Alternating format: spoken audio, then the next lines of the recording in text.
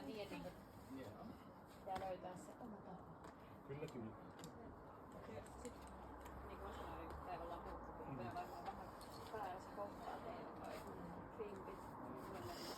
Mulla se on sitten aina kaikkea tasapainoiluja pienet tekniset jutut, että on ollut mulle tämmöinen haaste, että se kreidien kato. Et se on niinku, se on vaan edelleenkin sitä. Ja mullekin. Et sitä tarvii vaan tehdä ja sit se niinku sit alkaa pikkuhiljaa ymmärtää, että missä se nyt menee se oma kehon painotus.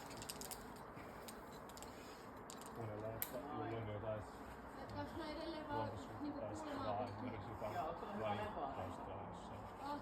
Otat ihan punaisen. Toi ihan ok. Joo. Hyvä, mutta Silleen luontaisempaa. Sä jatkat sitä purkkaa. Joo. Hessu Ja hopo sitten tulee sä tulet huomaamaan siitä, että siellä on suhteellisen hessu. tavallaan ottettavaa. Joo. Seuraavalla Nää hessu tekemään semmoisen sammakkonousun. Joo. Että nostat jalat tosi Sitten ylös ja nouset siihen päälle tosi ylös. Et siellä on tosi hyvä pudotus, mutta se kuuluu asiaan. Mutta se on tosi hyvä se, niinku, sulla on tosi hyvä niinku Niin klipit. vaikea kasvaa. Se on tosi seitti. Vaikka ne selvästi enää mennä elämä kiinni. Olis. On pakko nykyään pitää aina kuulla. Siis mulla on niinku kamppailla näiden omien vaikeuksien, että se ihan niin paljon kuin haluin. Mutta täytyy pitää homma kuulla. Mä myös vähän ajattelen, että jos lähtee Ei niitä nähdään. Ne on sen pulken takana. Siinä päässä on semmonen harjanne.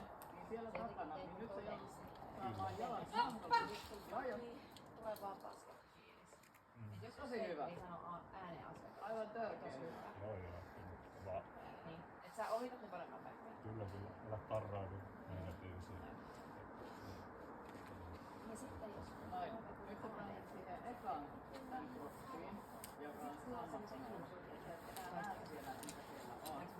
Niin sit sun pitäisi saada jalat melkein käsien tasolla. Sitten tulee vähän semmoinen Silleen, että vasen jalka on Negatiivinen. vasemmalla puolella ja oikein